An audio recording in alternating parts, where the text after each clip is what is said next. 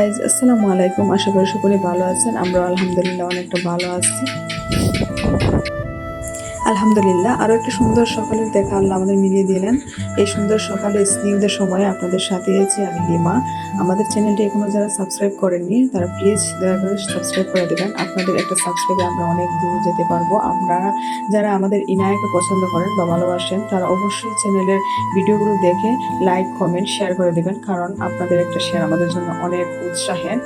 আর এই যে দেখেন, আজকে শুরু করে দিলাম। আজকে আমাদের একটা হাঁস ছিল, আপনারা জানেন হাঁস 4টা ছিল, আমি এর মধ্যে থেকে একটা জবাই করে নিলাম। আর এই দিক দিয়ে সর্বপ্রথমে কি করলাম, সর্বপ্রথম তো আমাদের ভাত রান্না করতে হবে। আমি যেহেতু কারেন্টের চুলা রান্না করি, একদম ম্যাগের স্বচ্ছ পানি দিয়ে ভাতটা বসিয়ে দিলাম। খুব সুন্দর পানি, আমি ঢাম ভর্তি করে পানি রাখি, এই পানিগুলো দিয়ে আমি ভাত রান্না করি।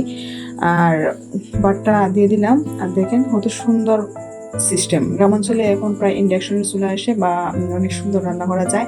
এক কাজে এই ভাত বসাই দিয়ে আমি আসলে অন্য কাজ করতে পারবো। যেমন ধরেন এখানে আমি ভাত বসাই দিলাম, আর এই দিক দিয়ে প্রাকৃতিক দৃশ্যের মাঝে বসে যখন বাইরে বসে হাঁসটাকে পরিষ্কার করলাম গরম পানি দিয়ে। এই দিক দিয়ে আমার ছেলে কি করলো, গুলি নিয়ে বসে পড়লো, খেলতেছে। আসলে এই খেলা দেখে আমার আসলে শৈশবের কথা মনে পড়ে গেলো। একসময় আমিও এইগুলি খুব বেশি একটা পারতাম না, কিন্তু চিনতাম। আর ইনায়ার কথা আর কি বলবো, এই উলট ফুলট হয়ে এবড়ো তেবড়ো হয়ে কি সুন্দর হয়ে যে ঘুমাইতেছে। 1 ঘন্টা সময় ব্যয় করে আমি ওনার ঘুম পাড়াইছি। যেহেতু আজকে আমি হাঁস জবাই করছিলাম, তাই খাওয়ার কোনো সুযোগ হয় নাই আমার। হাঁসটার করতে করতে আমি একদম নাজেহাল হয়ে গেছি, তাই দাঁড়াই দাঁড়াই এখন ডালের মণিকণ্ঠ দিয়া একটু রুটি খাইতেছি আর কি। আমরা মেয়েরা আসলে এরকমই, কখন খাইছি কিনা এটি আমাদের মনে থাকে না। আর এটাই স্বাভাবিক, আমার মনে হয় প্রায় মায়েদের সঙ্গে এরকম হয়। বাচ্চা যারা ছোটো আছে তারা তো ভুলেই যায় খাইছি কিনা, মাথা আশ্রইছি কিনা। আমাদের যত্ন আসলে আমরা ভুলে যাই। তাই দাঁড়ায় দাঁড়ায় একটু রুটি খাইয়ে নিলাম, কি আর করবো, কারণ আজকে অনেক ফেরা গেছে। এমনিতেই হাঁসটা রান্না করতে হবে। হাঁস করতে অনেকে জানেন যে কতটা পরিশ্রম, যে কারণে আমার হাঁস খাইতে ইচ্ছে করে না। আর রাজহাঁসটা মাশাআল্লাহ অনেক বড় হয়েছিল। এখন এটা খাদ্য তো হইব, এটার সাথে একটু যুদ্ধ না করলে হইব, তাই যুদ্ধটা ধুমধার একটা শুরু করে দিলাম। আর দাঁটা একটু ছিল, দাঁড় ছিল না আর কি, যে কারণে এটা খাদ্যে আমার মানে অনেক চাপাচাপি করতে হয়েছে, অনেক যুদ্ধ করতেছি, কিন্তু খাটতেছে না। বেচারা হাঁসটারে যে আমি কি কষ্ট করে খাটতেছি, আমার কি কষ্ট লাগতেছে।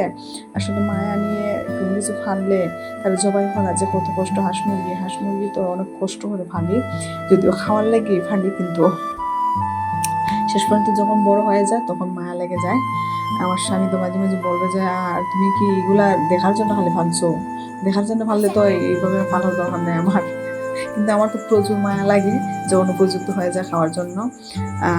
হাঁস কাটা যখন হয়ে গেল তখন আমার শিলপাটা নিয়ে বসে গেলাম, কারণ ব্লেন্ডার করা মশলা আছে ঠিকই, কিন্তু আজকে সিদ্ধান্ত নিচ্ছি যে আমি শিলপাটার মাঝে বেটে তারপরেতে রান্নাটা করবো, কারণ শিলপাটা বেটলে অনেক মজা লাগে মশলাটা রান্না।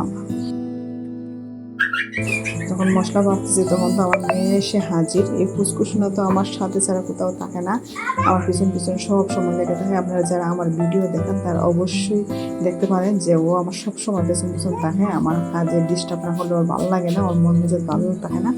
যাই হোক, যারা এখন আমাদের চ্যানেলটি সাবস্ক্রাইব করেনি তাই প্লিজ সবাই ফুসকুসুনার জন্য হলেও অন্তত আমার চ্যানেলটি সাবস্ক্রাইব করবেন, কারণ আমরা অনেক আশা এবং স্বপ্ন নিয়েই ইউটিউব জগতে পা রাখি। সবাইকে সাপোর্ট করলে আশা করি আমাদেরও চ্যানেলটি অনেক বড় হবে এবং চ্যানেলের গ্রো অনেক দূরে গিয়ে যাবে। আর এদিক দিয়ে মাংস যেহেতু আমি রান্না করবো, বাচ্চা তো মাংসে আলু ছাড়া খাবে না, তাই কয়েকটা আলু আমি তেল দিয়ে ভেজে নিলাম। সর্বপ্রথমে আলু বাইজে দিলে হয় কি যে তরকারির মধ্যে গলে যায় না বা অন্যরকম একটা স্বাদ লাগে, তাই কাঁচার জন্য আলুটা বাইজে দিলাম। তেল দিয়ে দিলাম প্রথমে মাংসের জন্য, আর প্রথমে আদা রসুন বাটাটা দিয়ে দিচ্ছি। আদা রসুন বাটা দেওয়ার পরে এখানে পেঁয়াজ দিয়ে দিব। যেহেতু আজকে আমার সব মশলা আমি বেটে নিয়েছি, তাই আশা করি তরকারিটা খুব ভালো হবে। আর এখানে জিরা বাটাটাও দিয়ে দিলাম, এড করে দিলাম। তারপর একটু নেড়েচেড়ে করে এটার যে এক্সট্রা ঝ্যাং আছে বা পেঁয়াজের যে একটা টেস্ট আছে এটা একটু কষিয়ে নেব। তারপরে আমি দিয়ে দেবো হচ্ছে হলুদ গুঁড়ো আর মরিচের গুঁড়ো দিয়ে একটু পানি দিয়ে মশলাটাকে কষিয়ে নেব। আর হ্যাঁ, আমি লবণটা দিয়েছি এর ফাঁকে দিয়ে, হয়তো ভিডিওটা স্কিপ হয়ে গেছে, তো সে কারণে দেখা যায় নাই। এখন যেহেতু মশলাটা কষানো হয়ে গেছে, মশলা যখন তেল ছেড়ে দেবে তখন অবশ্যই আমি মাংসটা দিয়ে দেবো। আর মাংসটা তেল ছাড়ার পরে দিয়ে দিলে মশলাটা কষানো ভালো হয়, মজা হয়। দিয়ে দিলাম মাংসটা। বাইরে কিন্তু এখন প্রচুর পরিমাণ বৃষ্টি হচ্ছে, যে কারণে ভয়েসের মধ্যে বৃষ্টির আওয়াজ আপনারা শুনতে পারবেন। আমি আমার এত স্বাদের হাঁসটা শেষ পর্যন্ত গরম পাতিল দিয়ে দিলাম। খেতে তো হবে, না খেলে তো হবে না। এটা কষানো হোক, আস্তে আস্তে আমি এখানে মাথায় দিয়ে দেবো।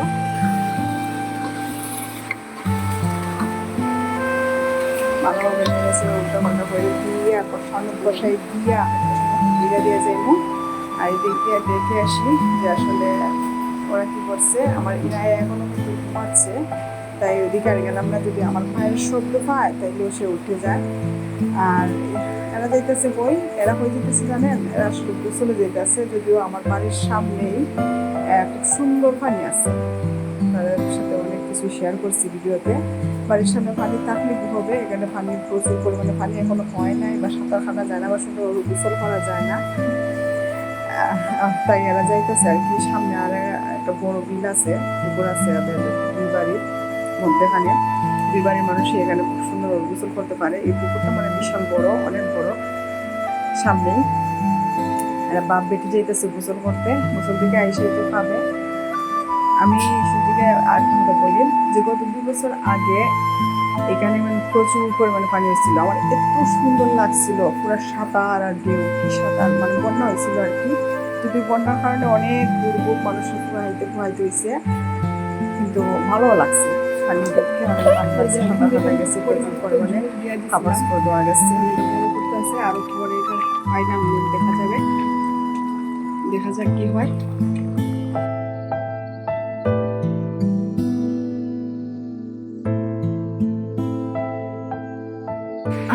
আমি খুব শীঘ্রই আসলে আপনাদের সাথে মাটির চুলা রান্না করব, দেখাবো। শেষ পর্যন্ত দেখেন আমার মাংসটা কিন্তু হয়েই গেল, তাই না? খুব সুন্দর, মাশাআল্লাহ, অনেক সুন্দর কালার আসছে। খেতে মনে হয় মজাই হবে, তাই না? অবশ্যই মজা হবে, যেহেতু আমি খাওয়ার ভিডিও আপনাদের সাথে শেয়ার করি না, রিভিউটা আমি দিতে পারি না।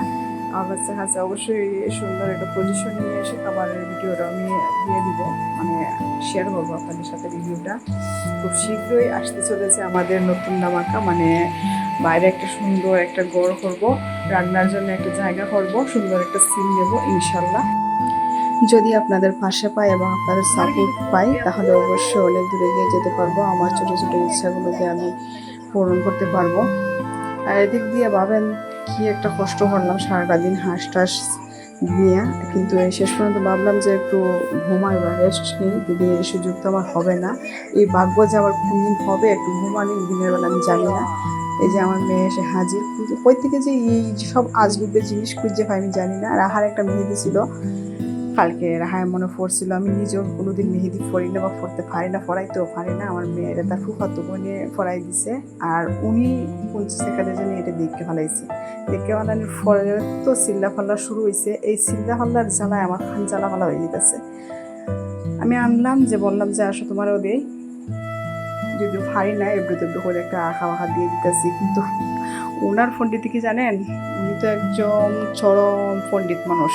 আমার মেয়েটা চরম পণ্ডিত, হাতে নিয়ে চাইতেছে যে গসাইয়া গাছাইয়া এটা কোনোভাবে নিয়ে এবড়ো তেবড়ো করে নিজে নিজে মাখতে পারে। এই যে জোড়া জুড়ি পাঁচটা পাঁচটা আমার সাথে করতেছে, আমি তো একদমই পারতেছি না। শেষ পর্যন্ত শেষ রক্ষা হলোই না, দেখেন একদম লাল হয়ে ফেলাইছে, কাট করে ফেলাইছে সব কিছু।